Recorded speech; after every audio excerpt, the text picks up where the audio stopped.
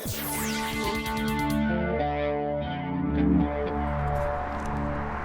guys, Tommy here, and a huge day for us at TFL because we have taken delivery of a brand new Tesla. That's right, the Model X is being replaced by the brand new Model Y, the 2020 Model Y Performance. And in this quick video, I'm going to tell you why we've gone from an X to a Y and show you some of the cool things about this new model because I am super excited. Now, a little bit of background.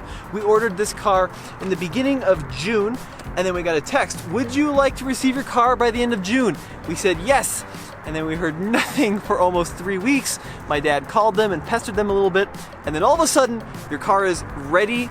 Come pick it up, June 30th. Talk about the end of June, and we are here at the Tesla Delivery and Service Center here in Superior, Colorado. Hey Tommy, it's like Christmas in summer. We just got our Bespoke Post box of goodies. That's right, and Bespoke Post is a really cool subscription service that introduces you to new hobbies and new items on a monthly basis. So it could be a better way to shave, or perhaps a really cool camping knife. There's a lot of cool potential goodies that'll come in these Bespoke Post boxes. So let's see what we got today. With each one of your boxes, they cost $45, but they have a retail value of $70. All right, let's check out this multi-tool, Tommy, because I love multi-tools. Check it out, 18 tools in one. New Bespoke Post boxes are coming out each and every month, and you can choose a box that suits your specific theme or hobby that you have in mind, or you can skip that month altogether if there's not something that interests you. Yeah, this is a really nice towel, Tommy. And guys, just click on the link below and use the code TFL20 to get a 20% discount on your first box. Pan over this way, Alex. On some of those cars, there's a little sticker that tells you the VIN number and the QR code for information, but it also tells you the date of manufacture. Today is June 30th. Some of those cars were built on 6/26, June 26th.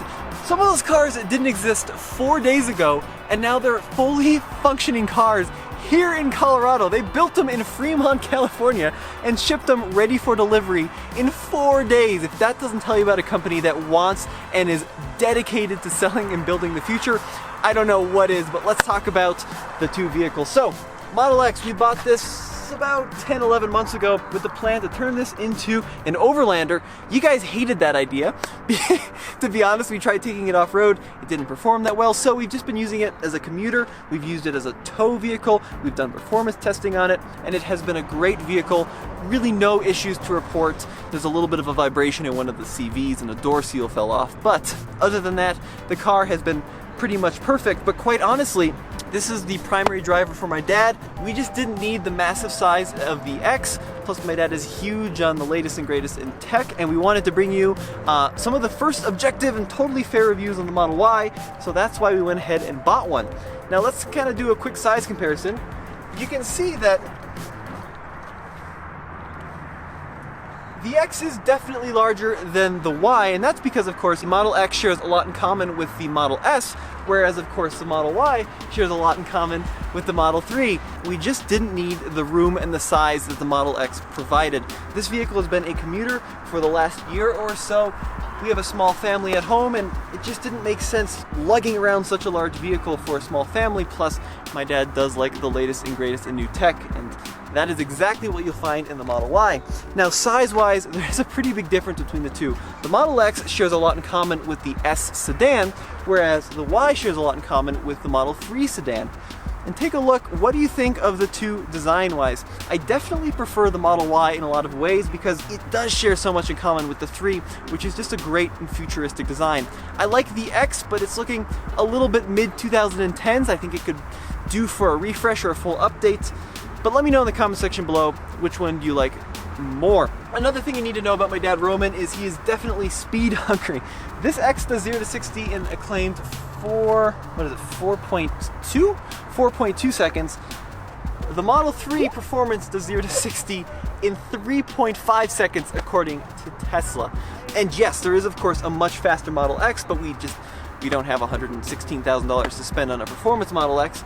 The Model 3 is about $65,000. We've got the MSRP in the window. Now, if you're wondering how we purchased this vehicle, we actually traded in the old X for the Y, and it's always a good day when you get a check back. The X had a starting MSRP of, I think, $87,000 is what we paid for it. After a year of ownership, Tesla gave us this car and a check for $3,800 back. We went for the red Model Y because we do a lot of video production and bright colors definitely pop on video. And actually, I'm pretty impressed with the paint quality right off the bat. Of course, Tesla is known for having some quality issues, which you can understand when they've got 15 cars that were built 3 days ago over there. But overall, I'd say the actual paint quality looks pretty good on this one. And we also went for the white interior. This was an upgrade over the standard black. Let's take a look at the window sticker. So, Model Y, long range dual motor all-wheel drive performance. That was a $20,000 option on top of the base vehicle.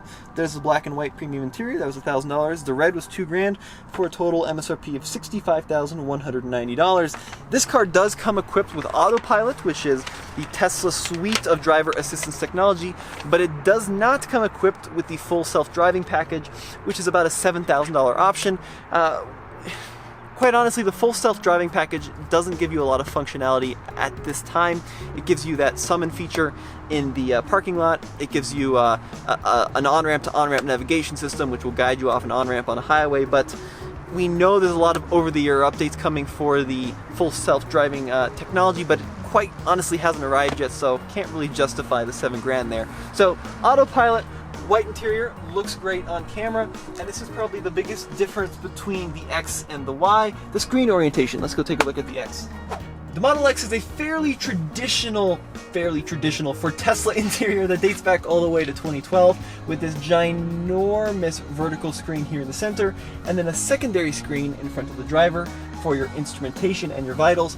This is one of my favorite aspects of this vehicle. It's nice having two screens, that you have speed and you can have consumption on one and then have radio and navigation on the other. It's nice being able to just sit down in the driver, glance down for your speed, but the Model Y is completely different. As futuristic as that Model X interior looks, this is otherworldly. This is like something out of the Jetsons. There's no buttons, if we're being honest. Pretty much none at all. All the controls are through this center stack here. So, unlike that X, I do have to kind of glance a little bit down and to the right to see my speed and my vitals over here. But a little bit of a smaller screen, but I think it's pretty cool. I mean, it's wild having this giant, almost television that floats out of the dash, nothing interrupted on the front. You gotta admit, design-wise, this is pretty beautiful. The other cool thing about the Model Y is, just like the 3, you get these little key cards, and these are actually what start and run the vehicle, and you keep these in your wallet for emergencies. You can hold it down here to operate the car. But the best part about the system is you can actually just leave these at home and hook up your Bluetooth to the vehicle and use your phone as the key.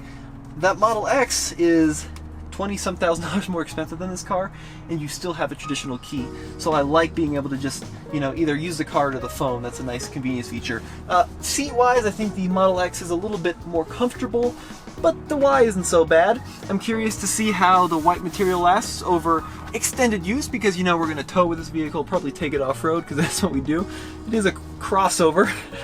We'll see if my dad lets me play with it on the rocks, so see how this withstands to dirt and jeans and all that. But on the Model 3 which we had before the X, it held up pretty well. Of course, we do have heated seats in this car, and then your standard dual zone climate controls. Of course, the Model Y has these vents that you control on the screen. That's how you distribute the airflow. Yeah, really like that. I don't think, oh no, it doesn't have a heated steering wheel. So the Model X had a heated steering wheel. That was a nice function, but all 5 seats, included the 3 in the rear, are heated. Let's take a look at the rear seat on the X. The door handles operate differently from the X to the Y. The X uses these pretty wild electric doors. So you push the button and they swing open. They also swing open when you walk up with the key in your pocket. It's either something you love or hate. You can disable it in the infotainment, but take a look at the rear doors. These are, of course, the Falcon Wing doors, which is one of the big selling features of the X. Really cool idea in principle. In actuality, not a huge fan, primarily because It's almost impossible to get things in and out of the back seat in our garage because the door is so conservative on opening. Even if there's feet of room above it, it just won't risk hitting a garage. So what you end up with is like this much room to get in and out. But the rear seat in the X is of course completely flat. And then I've got a button here to close the Falcon Wing doors. Very nice place to spend time. And let me know in the comment section below, do you like this cream interior or the white on the Model Y more? I like the white a little bit more because it's just more futuristic-y, but the cream is nice. And of course, the Model X is available in a third row configuration, but we got the very base X, which doesn't have the third row, so this was just the 2-row car. Now, funny enough, the Model Y is also available in both 2 and 3 rows, but once again, that is a 2-row model. The doors in the Model Y are slightly more conventional, but still pretty wild. You push in on the back of the door handle and then pull them open. And take a look at the rear seat. Once again, completely flat floor in this vehicle. Really not all that different legroom, and I like there's this big kind of empty void in between the middle seats. That's pretty cool. I also like the full glass roof on the Model Y. So the Model X is also glass, but it's somewhat interrupted by the Falcon Wings. This is one massive panel. That's pretty cool stuff. And let's go ahead and take a peek at the trunk. So this is the area that I plan to back the Model Y into a garage. I'm going to target right about, I'm kidding. I have to address it or I'm going to get the comment. This one you'll notice has a carbon fiber spoiler, and this is interesting. If you go on the Tesla website, you'll notice there's a couple of different configurations of the Model Y. Currently, you can buy the long-range all-wheel drive or the performance all-wheel drive. This, of course, is a performance, but then there's a little box you can check, which includes a 21-inch wheels, a lowered suspension, and a couple other goodies. That is a no-cost option, and we really didn't want that because I'm not a big fan of 21s, especially when you're towing or going over the big potholes here in Colorado, but we actually ordered one without the 21s, and Tesla said, sorry, we're only building the ones with the performance upgrade and the higher top speed, so that's what we're left with. Let's take a peek at the trunk of the Model Y. It's pretty massive. I'd say it's very massive. Just like the X, we have these big cubbies, and I believe this is the mobile connector. Let's take a peek. It is! And you've got your standard 120 volt plug here, as well as a J1772 adapter, but no level 2 charging adapter. Luckily we have one of those at home that we bought for the X, but pretty much the same cable that you find on the X. And it looks like, what do these do? Whoa! That's pretty cool, so you can remotely lower the seats from the back of the Y. I love that. And then, does it have a power tailgate? Oh, it does. Now compare that to the X. This, of course, has a fixed spoiler, not that little lip one.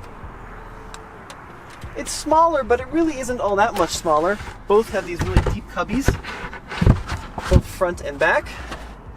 And then this is the tow hitch on the Model X. And the way the tow hitch works is underneath, there's this little receiver that plugs into the bottom.